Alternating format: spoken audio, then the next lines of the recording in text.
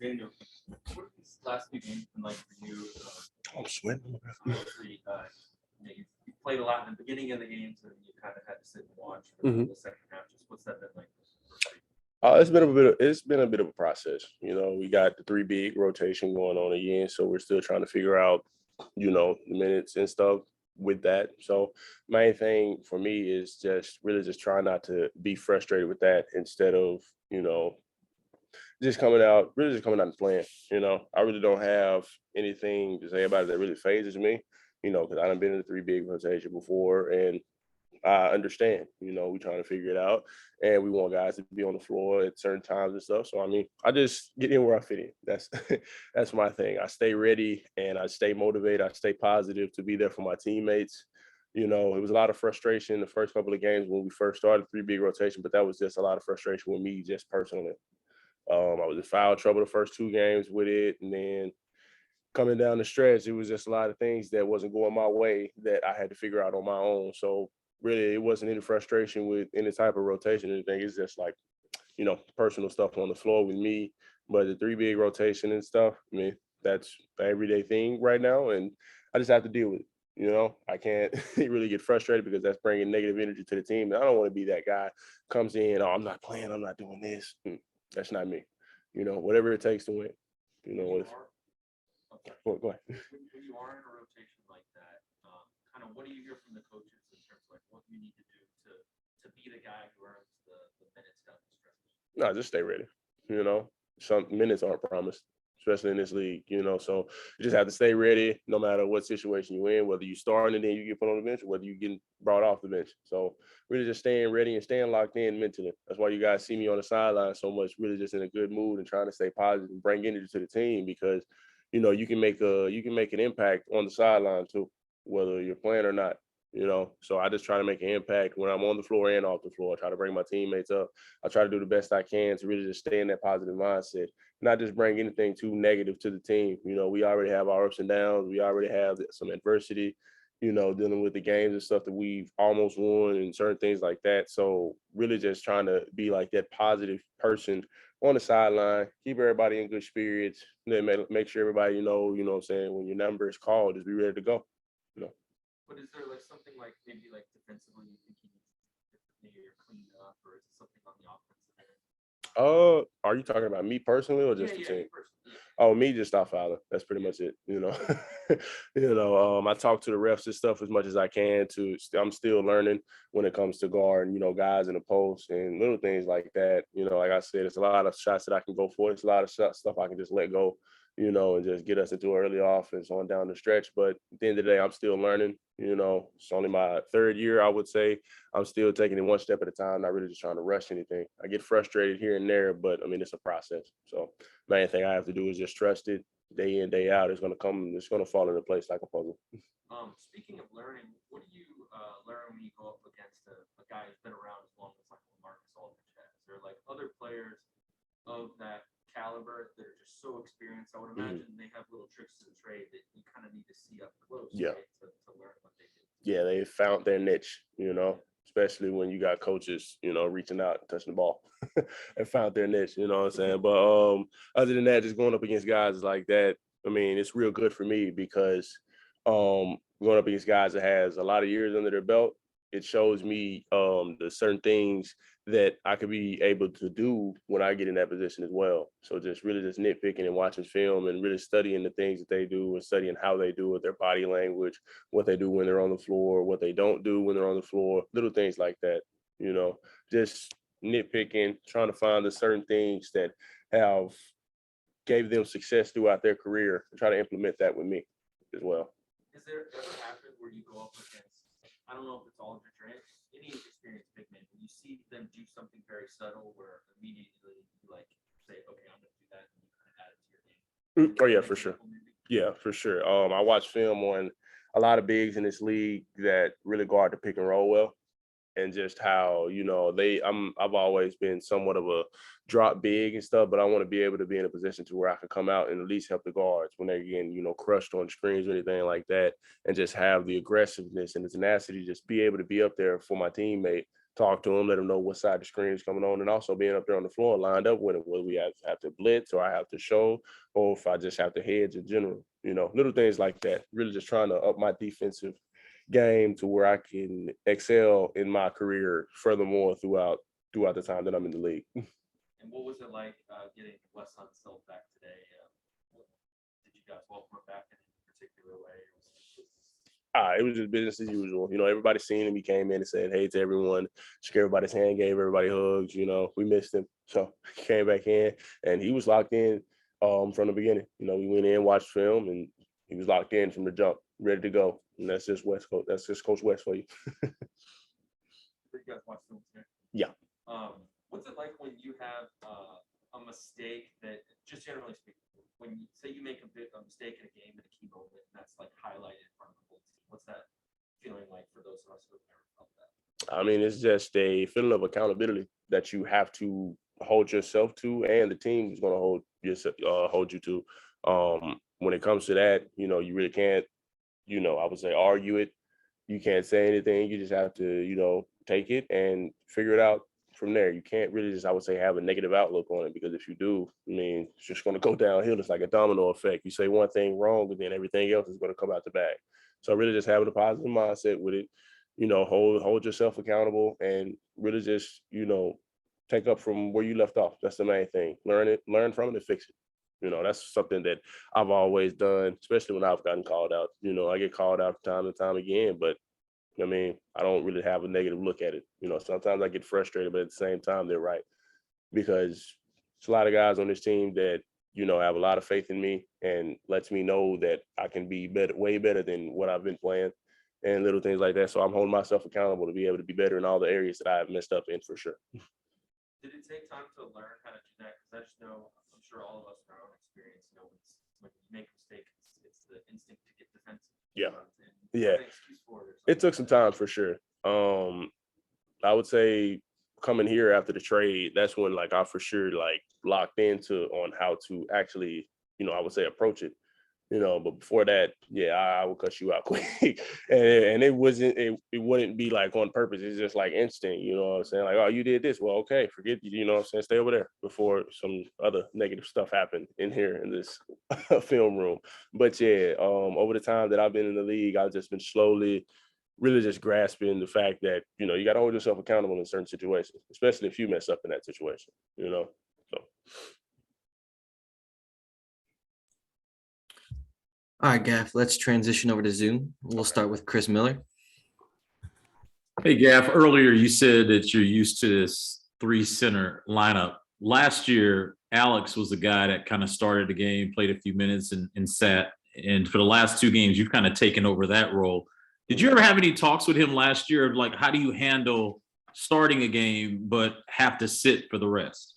I never had talks with him. I just always really was just right there beside him, trying to really just, I would say, motivate him, because I mean, the 3 big rotation, it is tough because one day, you might be starting, playing back and forth, getting back in and stuff. And then one day you might be starting and then you're sitting for the rest of the first half and then start the second half and sit for the rest of it. So main thing is, just really just being there for him, being a good teammate, trying to motivate him, tell him to keep his head up and just stay ready. That's the main thing. As a follow-up, when you guys are playing so many guys, do you notice kind of the rhythm of the game being off, or is this just a byproduct of just trying to get guys reacclimated to the team? It could be a little bit of both, to be honest. I really can't even put my finger on it, really. It's just a lot of stuff that out there that we're trying to figure out as the game goes on. And, it's a lot of stuff that we can fix, I would say. But sooner or later, we'll figure it out. It's on us, not the coaches. It's on the players for sure. Thanks, Gav. Appreciate it. We'll go over to Neil. Hey, Daniel. Tommy Shepard is a very, player relationship, driven kind of guy. Has he had any conversations with you, during this, somewhat inconsistent amount of playing time for you to just kind of reassure you at all?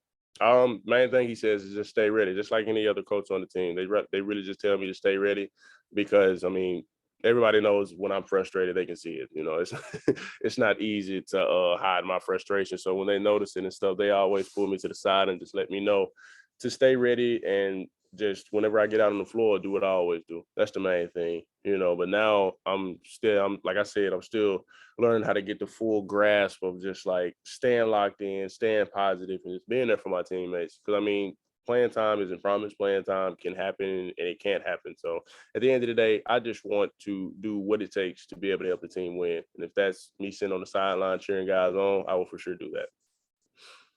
And I guess what were some of the points of emphasis during practice today to try and take forward in the next couple games you guys have left on the homestand?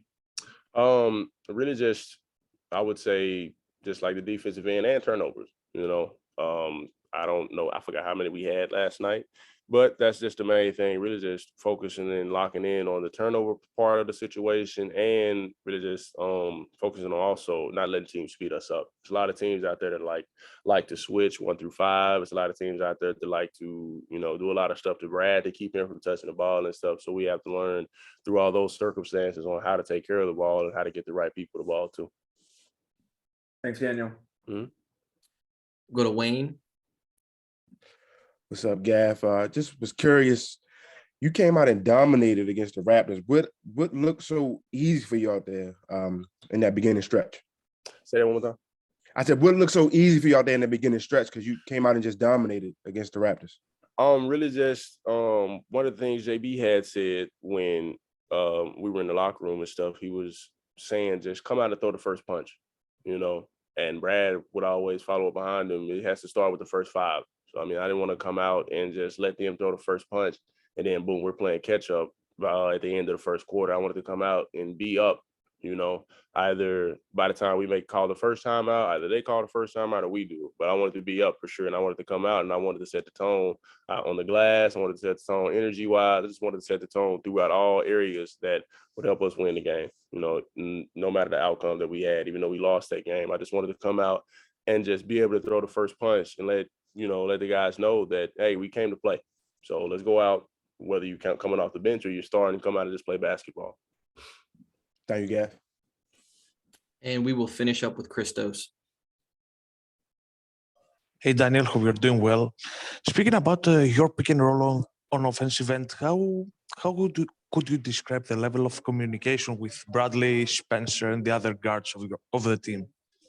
You said the communication with pick and rolls, right? Yes. Really just letting them know how guys guard the pick and roll. You know what I'm saying? If we got a big that's in a drop, I'm going to set the screen and get you to a position to where you can attack the basket. I tell Spence that. I tell Brad that too. I let them know where, throw the pass. I let them know if guys are coming off, helping from the weak side and trying to chop block me to keep me from rolling. And I tell them like open side pick and rolls are our bread and butter for sure as well. So the communication is there. And we execute it all the time. We just have to really just be consistent with it. That's the main thing. But the communication is there. I talk to those guys all the time. They talk to me. They let me know how to set the screen. They tell me to make sure nobody gets up under my screen and make sure I just hit somebody. And also after those 2 losses against the Nets and last night against the Raptors, how important for you guys is to turn the frustration into a motivation for the next games? It'll be real easy for sure because, we came out and did it in the first quarter against Toronto. I mean, we ended up losing in the end, but, we turned the page for sure, letting all that frustration from the Brooklyn game turn over to the next page to where we can go for Toronto. But we got another chance when we come out and play Boston. We can for sure come out and set the tone and be able to come out with a win for sure. Thank you very much. All right, Daniel, all set. All right, cool. Appreciate it. Mm-hmm. How do you feel? Feel great. It was a bit of a surprise, in all honesty. You feel a little under the weather, after a back-to-back and a little run down, but I was surprised when I found out I had the positive test. Turned into mild symptoms the next day or 2 after that, but for the most part, it was thankfully nothing serious. Is your family okay? Yeah, family's doing well. My wife did, test positive, and she kind of was a day and a half behind me as far as symptoms, but hers were mild as well, and thankfully the kids have been negative since. So far so good. All right, the most important part. was it like for you to have to watch football? It's hard. I mean, it's kind of a unique situation being away at that time. I think there's a rhythm to the season that we've all kind of gotten accustomed to. Kind of the preseason buildup, regular season starts. You get to the break, and that's a time where you kind of decompress for a little bit. But to have it happen at that time just didn't feel right. And to watch us play is you're looking at it through a different lens. Where you're connected as far as game plan. You talk to the coaches and the staff, and you reach out and touch players here and there, but you're not there.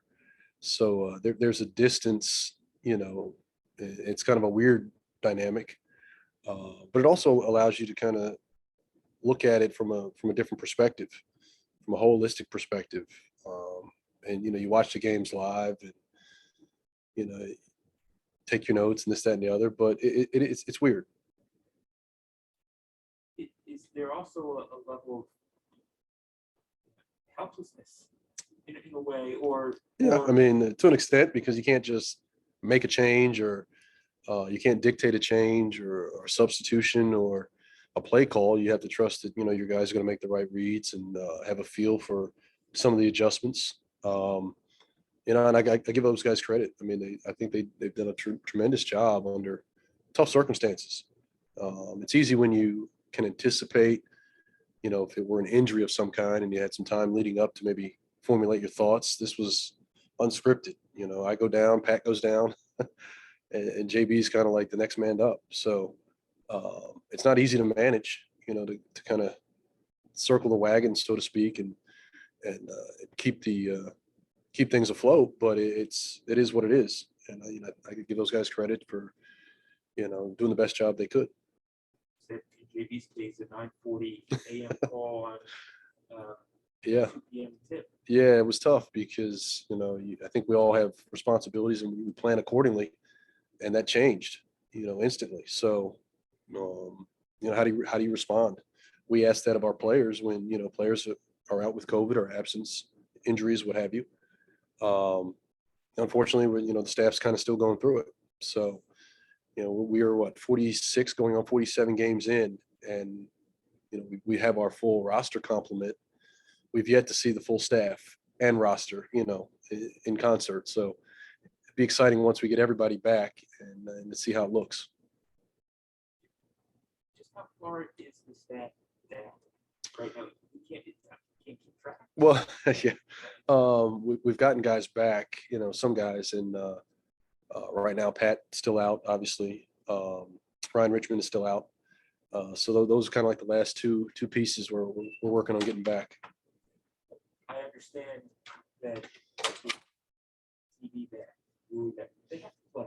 Yes. Because they have to be integrated, and yet because there are some sorts of restrictions, it wouldn't take minutes for you have to play a lot of people cardboard. Right.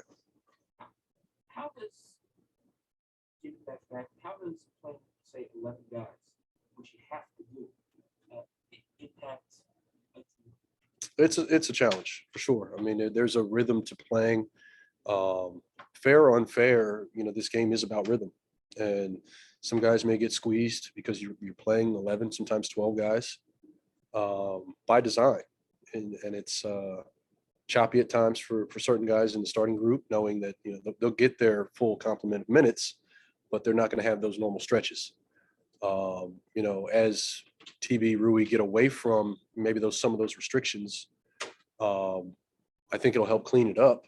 But that's when we may have to, dial it back to a solid 9, 9.5 man rotation, and allows everyone kind of their routine minutes and hopefully get a rhythm, with the groups that are out there.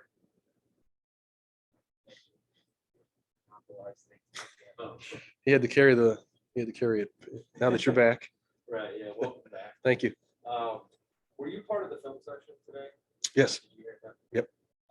When you guys have a play like the putback by O'Hanlon, it's a big moment, and obviously you guys don't want to have that. What's that like in a film session when you have to highlight something like that? It's so magnified. Well, I mean, I think you have to take it in context. It's that particular play is unfortunate. but we've seen them throughout the season where it seems like a little thing, but it's big. If that type of action happens in the second quarter, no one gives it a second thought. Bad bounce, mistiming, offensive putback. All right, it's 2 points. But because it happens at that juncture of the game, it becomes kind of the thing. That's what I don't want to harp on. Sure, you touch on it, you address it, and that you want to eliminate those type of plays, but that's not why we lost.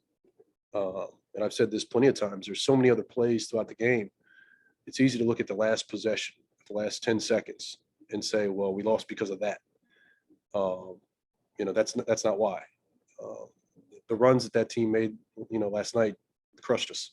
Obviously, we had to run, our own run to get back into it, down 18. So, I have to give our guys credit for continuing to fight. You tie the game up with a minute 10. It's a ball game, you're back into it. But, of course, you don't want to give up, easy putbacks at that point in the game, but that's certainly not, the reason. Yeah, that's interesting. You don't want to make too much of one thing just because of the time limit. But what have you kind of learned about, when you do have to call out a moment, call out a player in front of everybody in the session, just kind of the right way to do it? Yeah, I mean, I think you address it. I don't think it has to be personal. I think at this point we've done enough of that where guys know it's coming from a good place. We're trying to teach and clean things up. We're not trying to embarrass anybody. And I've joked with guys like, we don't pick the clips, you guys do. And they understand, they're professionals. So yeah, it's uncomfortable, I'm sure, to be called out. No one wants to be called out. But it's not personal. And how can we take some of the things we did or didn't do, learn from it and grow? And when you do that, you hope not to repeat those same things. So that's the mindset. And I think most of our guys have bought into that. They're not concerned with, this feels personal or uncomfortable. It's, well, how can we grow from this?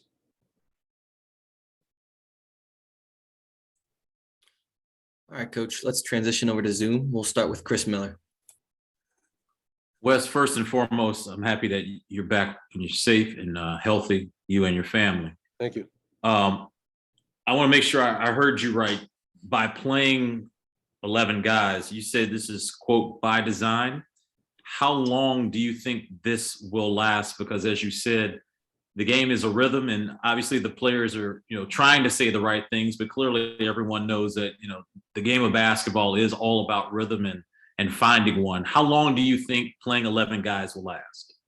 I don't want to give it a number of games or a specific date. Obviously the medical side will determine, if we can get these guys up to a certain threshold, I think that it's an easier conversation. But there's no other way to implement and reintegrate those guys without having to go through this.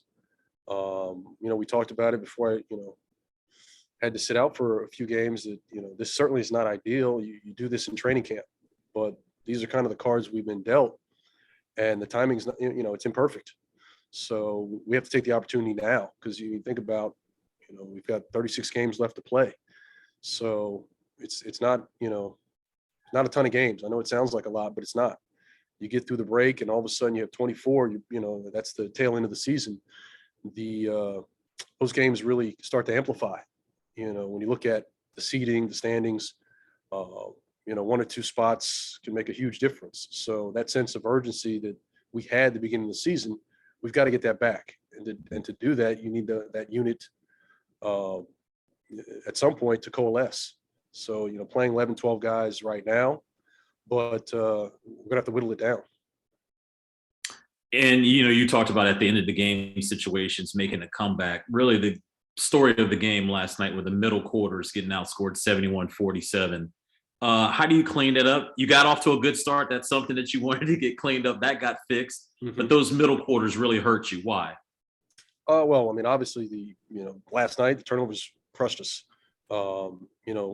The urgency I think that we had in the fourth, obviously because we had to, we have to see that throughout the game. That mindset, that collective want, where guys are on the same page. The energy level is high, but we're connected. And I think at times when you get down, you become desperate. Well, we need that desperation for as close to 48 minutes as possible.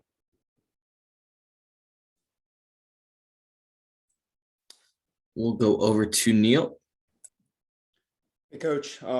Just want to echo, glad that you and your family are back, healthy. I know it might be hard to say, but do you expect or hope that Pat and Ryan can be back before the end of this homestand? Yeah, I'd like them back tomorrow, but I can't speculate. I think it's, the protocols are in place and we have to kind of just wait it out. Hopefully they meet the benchmarks to allow them to exit the protocol sooner than later. It's tough. I mean, Ryan's been away for quite some time. And I was 7 days, felt like a lifetime, but they're both doing well. So thankfully it's just, I'm sure, fighting that, a little bit of boredom, probably a little frustration, but they just have to kind of bide their time and do the best they can until we can get them back. And for Rui and TB, is there a, kind of set minutes restriction on them right now, 25, 28, or is it more of a, fluid range? Yeah, I think they're both in that 18, 20-minute window. I think it's a decent number. Obviously we have to, figure out how that works for, the other pieces involved. But, to Josh's point, at some point the minutes become crunched. And, I think once we kind of get those guys up to speed, it'll work itself out, and we'll have to kind of make some decisions as far as how do we progress going forward. I guess, at least to me, it seemed like, that was pretty much what they were at when they initially came into the rotation as well. Is there any kind of benchmark that the medical staff is looking at to say, okay, now we can, push the envelope a little bit? Yeah, I think we're starting to get there. There's no like definitive, it's more on how they respond. And I think we'll see that too. We'll have that discussion with the back-to-backs coming in February. I think we have 3, in February, and see how TB tolerates, those will kind of determine what we do on the back end of those games. Thanks, Coach. Christos. Hey, Coach. First of all, welcome back. My question to you is, how would you explain those ups and downs during the games, especially last night's game? You're starting pretty well. You have some really bad stints during second and third quarter. How could you explain those ups and downs? It's a tough one. I mean, we've seen this, unfortunately, throughout the season where, the emphasis and the one is to sustain our play. And we don't expect it to be perfect, but, it's complete shifts in the pendulum. And how do we avoid that? Our spacing, our timing, the turnovers, defensively, are we all on the same page? Are we all locked in? I think it's not just one, particular thing or by one person. I think it's there are certain issues that seem to kind of resurface, but we get away from playing the certain way that we start. It gets good to us, and can we find a way to sustain a little bit of success? And that's the challenge. So it's tough because we think you can't say it's one particular issue. I think that some of those things compound themselves where, you turn the ball over. Of course, it's going to affect your defense.